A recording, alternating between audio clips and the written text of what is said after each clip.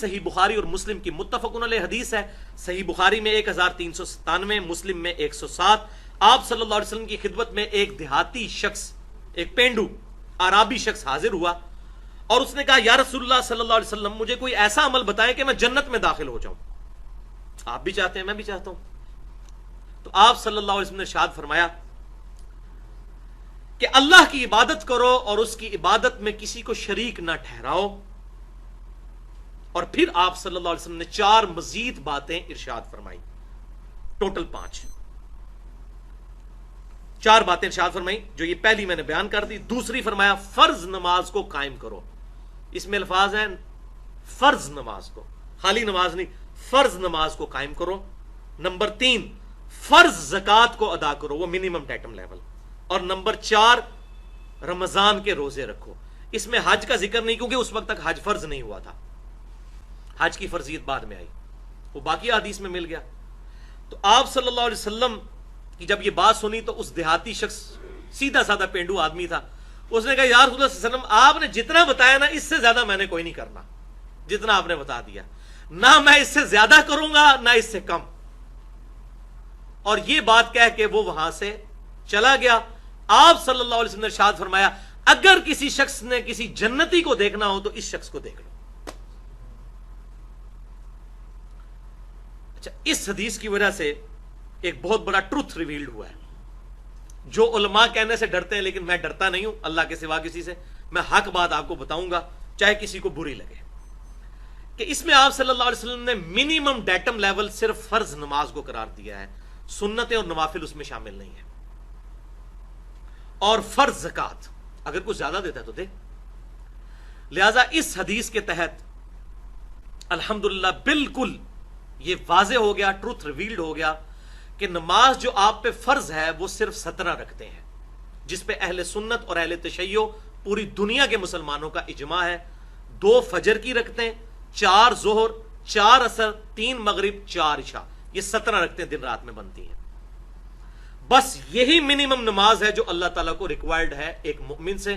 اور آپ نے حدیث سنی، اس نے کہا میں اس سے زیادہ نہیں پڑھوں گا، تو پھر بھی حضور نے کہا جنت میں چلے جاؤ گے، جنت میں جانے سے کوئی نہیں روک سکتا. اور منیمم فرض زکوٰۃ وہی 2.5% اگر وہ کرنسی پہ ہو یا سونے کے اوپر یا چاندی کے اوپر. باقی اونٹ، گائے اور بکریوں کے لیے علیحدہ سے نصاب ہے. انشاءاللہ میں اگلی دفعہ ڈیٹیل سے، بڑا انٹرسٹنگ لیکچر ہے وہ، 17 علمی پوائنٹس میں نے اسی 17 کی نسبت سے وہ تیار کیے ہیں، چونکہ دن رات میں 17 رکھتے ہیں فرض، تو وہ 17 علمی پوائنٹس انشاءاللہ میں اگلی دفعہ ڈسکس کروں گا. تو اس سے یہ بات پتہ چلی کہ بعض لوگ بےچارے بڑے مصروف ہوتے ہیں، ان کے لیے نماز پڑھنا بڑا مشکل ہوتا ہے، اور مولوی اس کو عشاء کی وہ 17 رکھتے ہیں بتا رہا ہوتا ہے اور وہ زور کی 12 رکھتے ہیں بتا رہا ہوتا ہے، تو وہ سن کے ہی بھاگ جاتا ہے. تو مجھ سے کوئی اگر اس قسم کے مصروف لوگ جب کوئی بات پوچھتے ہیں تو میں کہتا ہوں بھائی 17 رکھتے ہیں منیمم ڈیٹم لیول، جنت میں جانے کے لیے وہ کافی ہے. 2 فجر، 4 ظہر، 4 عصر، 3 مغرب اور 4 عشاء. لیکن ایک حدیث ہے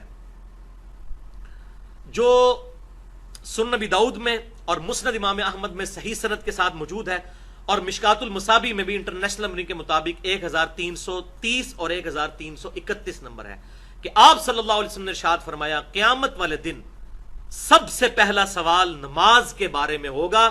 جس کی نماز درست نکل آئی اس کے باقی معاملات آسان ہوتے چلے جائیں گے، اور جس کی فرض نماز میں اگر کوئی کمی نکل آئی تو اللہ تعالیٰ فرشتوں سے فرمائے گا دیکھو میرے بندے کے اگر کوئی نفل نمازیں موجود ہیں تو ان کے ذریعے اس کے فرائض کی کمی پوری کر دو. تو نفل پڑھے ہوں گے، سنت موقدہ پڑھی ہوں گی تو کمی پوری ہوگی نا. اور پھر اللہ تبارک و تعالیٰ اس کے ساتھ عافیت کا معاملہ فرمائے گا. اور پھر آپ صلی اللہ علیہ وسلم نے فرمایا نماز کے بعد اگلا پھر سوال زکوٰۃ کے بارے میں ہوگا. اندازہ کریں یہ کتنی امپورٹنٹ چیز ہے. اچھا، بخاری اور مسلم کی ایک اور حدیث ہے کہ قیامت والے دن سب سے پہلے قتل کے مقدمے کا فیصلہ ہوگا. تو اس میں تطبیق اور آپٹیمل سولوشن یہ ہے کہ حقوق العباد میں سب سے پہلے قتل کے مقدمے کا فیصلہ ہوگا، اور حقوق اللہ میں سب سے پہلے نماز اور زکوٰۃ کا فیصلہ ہوگا. تو اس حدیث کے تحت پتا چلا کہ نفلی نماز بھی پڑھنی چاہیے، تاکہ اگر ہمارے فرائض میں کہیں کمی ہے تو کون شخص یہ دعویٰ کر سکتا ہے کہ میں بڑے پرفیکٹ فرض پڑھتا ہوں.